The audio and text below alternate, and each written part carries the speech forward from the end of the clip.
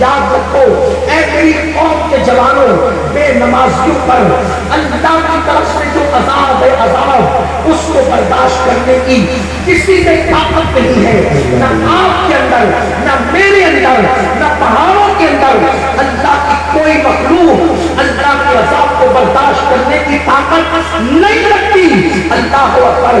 آئیے میرے آقا مصطفیٰ جان رحمت صلی اللہ علیہ وسلم فرماتے ہیں کہ میں نے معراج کی شب دیکھا کہ اللہ اکبر کچھ مرد ہیں اور کچھ عورتیں ہیں، اور اس کے سر پر فرشتے پتھر مارتے ہیں تو ان کا سر کچل جاتا ہے اور ایسے پس جاتا ہے جیسے چنے پہ ہتھوڑا مارنے سے چنا پس جاتا ہے، اور اس کا بھیجا ایسے بہتا ہے جیسے بارش کے موسم میں پانی بہتا ہے، ایسے بھیجا بہتا ہے۔ میں نے پوچھا جبریل یہ کون لوگ ہیں؟ تو جبریل امین نے عرض کیا یا رسول اللہ صلی اللہ علیہ وسلم، یہ آپ کی امت کے وہ لوگ ہیں جو نماز کر کرتے تھے، یعنی نماز پڑھتے تو تھے۔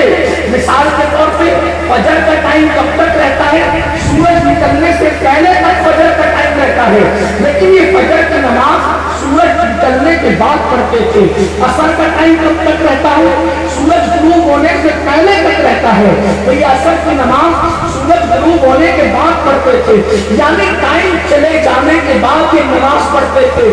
تو ان کے سر پر جہنم کا پتھر مارا جا رہا ہے، جس سے ان کے بھیجے بہ رہے ہیں، ان کے سر کو کچلا جا رہا ہے۔ آپ مجھے بتاؤ اے میرے آقا علیہ السلام کے پیارے دیوانوں، جو لوگ وقت کو ٹال کر نماز پڑھتے ہیں، جب ان پر یہ عذاب ہے تو جو لوگ سرے سے نماز پڑھتی نہیں، ان کا کیا انجام ہوگا، ان کا کیا حشر ہوگا؟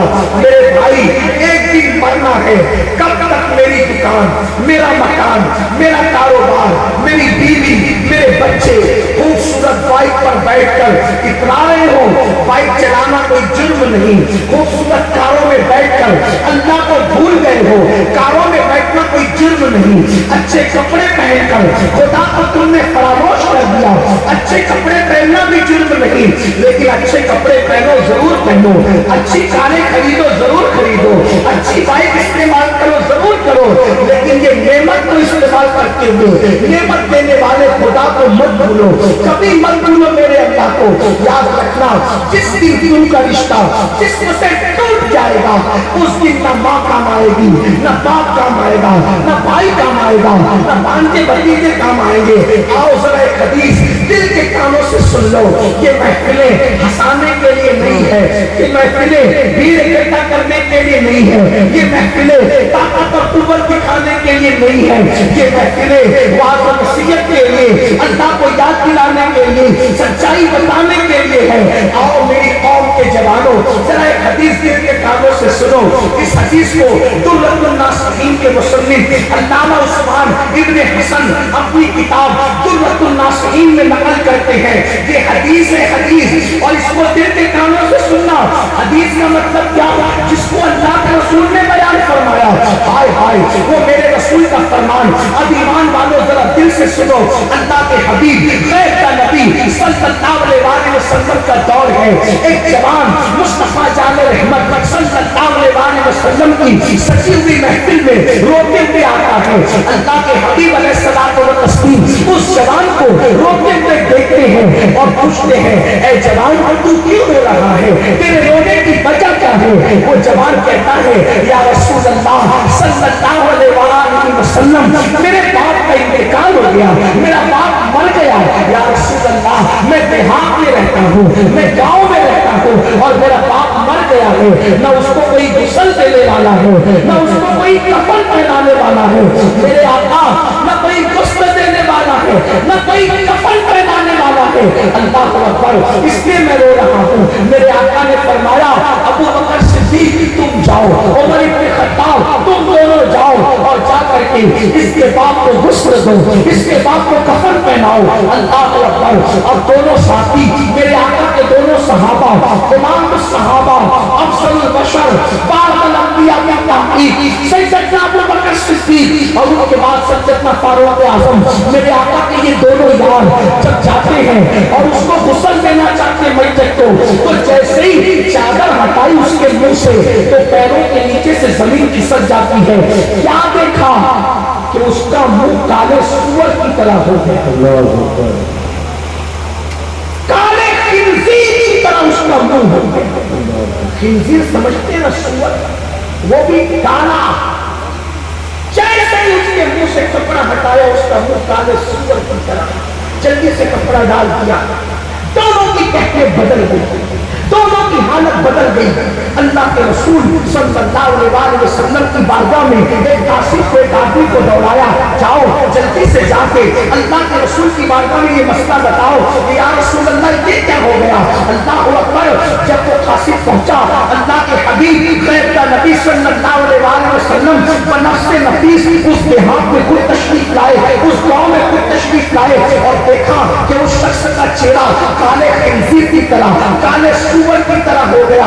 تو میرے آقا نے ہاتھ اٹھائے اور دعا کی، مولا اس کا چہرہ اصلی کر دے، اچھا کر دے، درست کر دے، جیسے پہلے تھا ویسے کر دے. ادھر حضور کی دعا کرنا تھی، ادھر اس کا چہرہ اچھا ہوا، اس کو غسل دیا گیا، اس کو کفن پہنایا گیا. اس کفن کے بعد اس کی نماز جنازہ کی. نماز جنازہ کے بعد دھیرے سے کوئی کہتا ہے ارے نماز سے پہلے تو اس کا چہرہ سور کی طرح ہو گیا تھا. اب ذرا ایک بار چیک تو کرو، ایک بار دیکھو تو صحیح کہ نماز کے بعد اس کا چہرہ کیسے ہے. تو جیسے اس کے منہ سے کفن ہٹایا تو پھر دیکھا دوبارہ اس کا چہرہ پھر کالے سور کی طرح تھا. جناب میں چہرہ کالے خنزیر کی طرح تھا. صحابہ نے پوچھا آقا اس کا چہرہ بار بار بدل کیوں جاتا ہے؟ تو میرے آقا نے فرمایا اس کے بیٹے کو بلایا.